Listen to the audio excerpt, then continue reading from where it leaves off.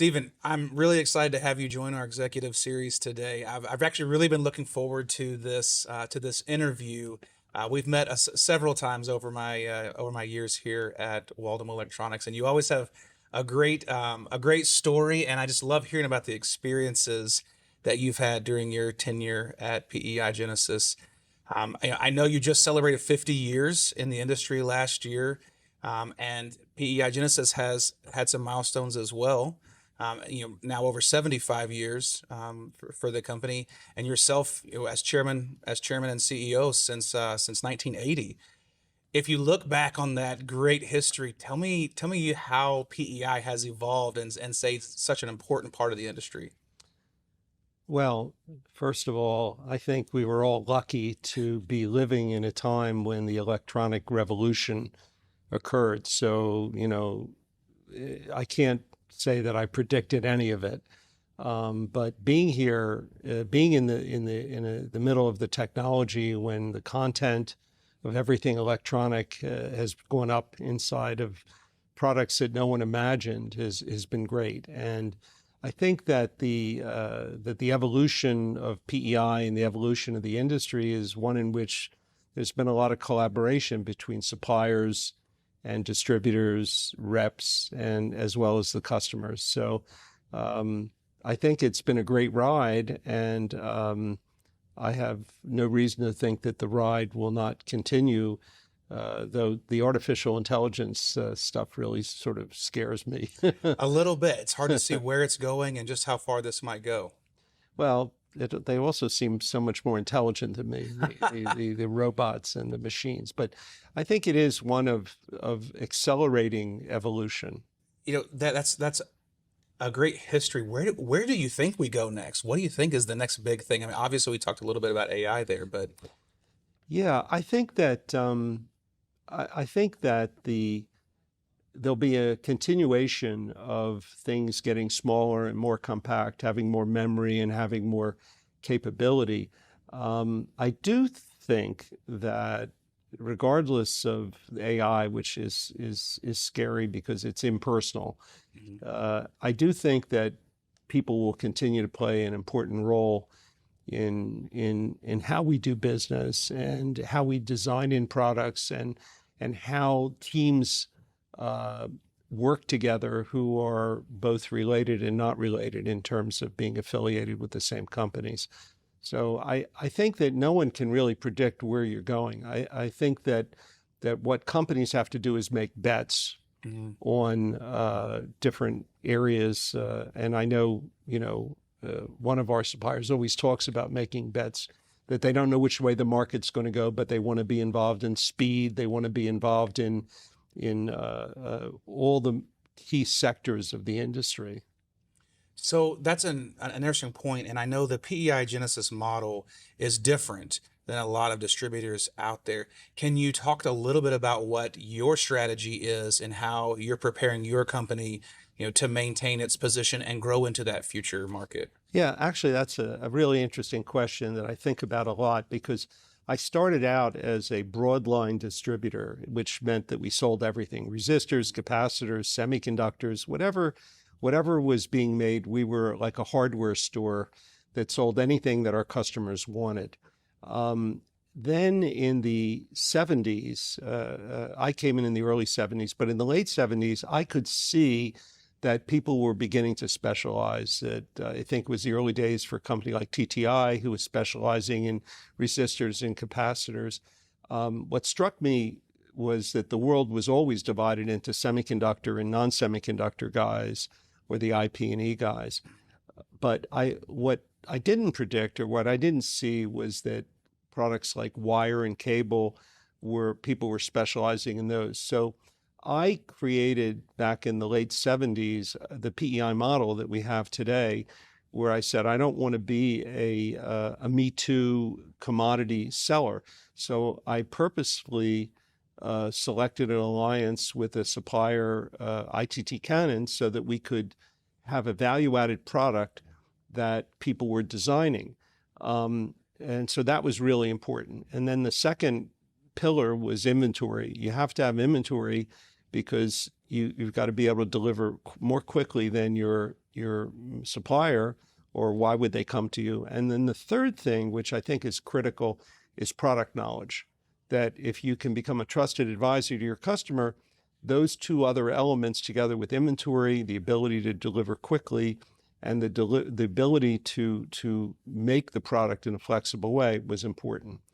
The evolution of that model is, for a long time, we just grew and grew and grew 20% a year. We grew geographies, and geography is still an important strategy. We are a global company, but I think that we have to have more and more solutions for our customers, and that we don't necessarily have to sell a physically value-added product, but the value add has to be in the product knowledge and the ability to help a customer select a connector. I quite like connectors. I don't see us venturing far out of there, and connectors are actually fueling, I think, in large part, the AI revolution. I very much agree. And the PEI Genesis level of expertise in that area really sets you apart from your competitors out there. Well, thank you. I think it also drives a certain culture, because if you're going to be an expert, that is also an evolutionary process where you have to learn about new products, and you learn to be a better advisor over time, which means that that is not a commodity either, which means that as a company, we have to have a culture where people who work for us want to stay with us. They want to get smarter. We have to create career paths for them. We have to invest in them and teach them, let them make mistakes, and not turn people over, because people are not a commodity and knowledge is not a commodity, though maybe AI will make it a commodity. I appreciate, so I've had the opportunity to visit your factory in South Bend a few times now, and you talked a little bit about that team and that culture. You can always tell, even in a short visit, how strong a culture is by the team on the floor. They, every time I come, there's smiling faces, there's people engaged, and you've done a great job of that. I think even when I go in your factory too, you mentioned earlier inventory and its power and flexibility. I look at the TEI plant setup, and I think you guys have struck a great balance between flexibility. You guys do a great job of being able to move between products, between configurations very quickly, and balancing that against levels of inventory that you have on hand. And it's always quite impressive to me. And every time I come, I learn a little bit more about how you guys do it. But the speed with which you move between products is really quite impressive in that factory. Oh, thank you. It's impressive to me too. I think if you look at the data, and you have to be data driven today, if you look at the data side of it, the variability of our product is it's hard. I mean, we're literally a high mix, low volume supplier, which means that most of our customers are buying 10 pieces, 20 pieces. We sell probably 70,000 different part numbers a year, and 40% of that 70,000 we sell once and not again. So there's lots of variability. So setup time becomes very important, the ability to change over. That has to be owned by the people who are working there. And I would have to say that 25 years ago, we had a real breakthrough in our collaboration with our people in our factory. And I didn't know much about, I don't know anything about managing a factory, but I like people. And so we began to talk to each other about how we could all make more money. And I said, we can make more money if the customer will pay more. And what do you think the customer will pay more for? And everybody said speed and accuracy and quick deliveries. And so I challenged the group to be able to have a faster cycle time. At that time, I think our cycle time was 12 days. If we had the product, it took us 12 days to assemble it. And the people figured out how to do things more quickly. I encouraged them to think about it because they knew their jobs better than anyone. So it became really a group effort. And within, I'm going to say 6 months to a year, we were down to a 2-day cycle time. It was just incredible what people are able to do if you encourage them and make it safe for them to have those ideas. So it was very much and it fits the PEI culture. I mean, I want people to be happy, and be a part of the company. So we talked a little bit about your factory and how you approach. From time to time, we hear this, is PEI a manufacturer? Are they a distributor? How do you answer that when you get that question? Well, it depends who's asking the question. Our suppliers don't like it if we have PEI products that compete with them. So, but short of that, if what we're doing looks more like manufacturing than traditional distribution, the reason for that is it's much more stable. We are much more valuable to our suppliers and to our customers, being able to do something that very few people can do. I think that behind your question is a really important philosophy. We cannot compete with our suppliers, and we've tried a few times to do some of those things, and it's not that we failed. I can't afford to have my suppliers not trust me completely, and we don't really need to do that. We really need to sell their products.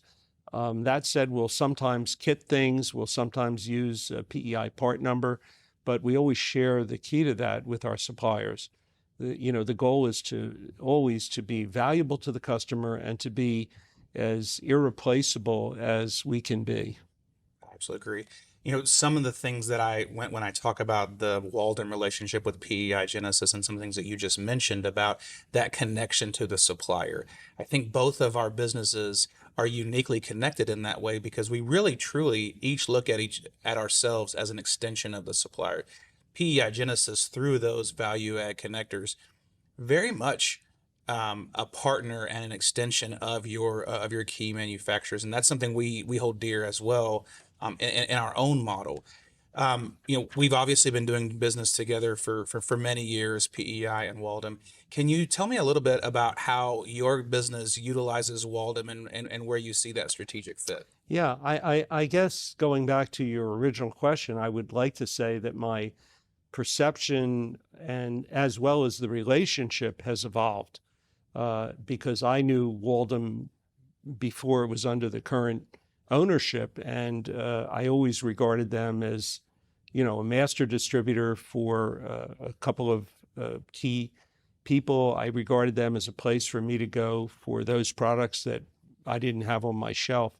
But I think that with Don Akery coming aboard and the closer relationship of our group, I've become more aware of your capabilities on a number of fronts, whether it's selling products that I don't have, using your inventory, but also using you as a way to create more cash for our company by liquidating products that have become obsolete or that we're not selling and that we can't return or otherwise dispose of. So that's been really valuable to PEI, and was not something that I was really totally aware of. I mean, none of us like to write anything off in the company, but you have to over time. You have to prune things away, and Waldom has created a way for us to turn some of that into cash. As Waldom is evolving and taking on more lines, we will not continue to take on more lines at the pace that you're taking them on, which means that if we want access to those lines, as we engage in things like cable assembly, where the content is not necessarily PEI content, it gives us access again to those products. So very important on a number of levels. And I think that's what I know that's what I strive for in my relationships with any of my suppliers, a multi-level, multifaceted relationship. It makes you more valuable to us and hopefully us more valuable to you. I couldn't agree more. You talked about the evolution of our relationship, and having PEI join our Green Stock program has really been great, I think, for both companies. And it's been exciting to see that part of our relationship grow. And I know working together, we've got a long runway in front of us. I want to conclude maybe and just maybe get your perspective Where do you see us heading next? Where do you see yourself heading next in that short term? Well, at my age, I don't buy green bananas. No, I'm not that old, but I think I think I'm going to answer that question in a different way. It's because I don't know where we're headed, but I do know we're living in an environment where speed and good service and however you define that still matters. But I do want to emphasize that it's become very important to me, particularly at my age, but I think that it's something to teach the younger people, that relationships are important and you can't put trust into a contract. And I think that what I see happening with my suppliers is greater engagement, greater entwinement, whatever word you want to use, because you have an impression of a supplier and the next day that supplier buys another company and they have another service available, or they themselves are purchased. And it's all about the relationships. You have to trust each other, but you also have to be able to put your finger on how you're going to add value to that relationship. And I think that COVID convinced me more than ever that nothing will replace. Zoom is a great tool, but it will never replace a personal relationship where, in my career, some of my best friends are the people that I had the biggest fights with, and we were able to overcome something and reach a new level of trust where we forgave each other for whatever we did to each other, whether it was we agreed or not. And we went on. And the things we went on to always, in every case, were much more profitable and much greater than the wrongs that we thought we had committed against each other. So I would say that because it's less known than ever before in terms of what will be the new thing, what will be the new initiative? Will it be, the electric car, and now I have a couple of electric cars, but, I still have range anxiety. So is it flying cars? What is the next thing? Well, it'll be a collaboration to deliver to the customer and to the market. It'll be a collaboration on education, on fulfillment, on speed, on the next technical evolution that we'll be in together. And I do not foresee that artificial intelligence will ever replace that level of human trust where there's a leap of confidence in both parties. I couldn't agree more. I can't envision a world where relationships like ours, and how it's evolved aren't still a primary source of how we do business. I'm certainly appreciative of the evolution of our relationship over the years, and how we've worked through challenges and things together. And on behalf of Waldom, we really thank you for that, because I know you're critical in that. So, Stephen, I really appreciate you taking the time with us today. It's always fun to talk to you, and I appreciate your unique perspective. Thank you. Thanks a lot. Great. Appreciate it.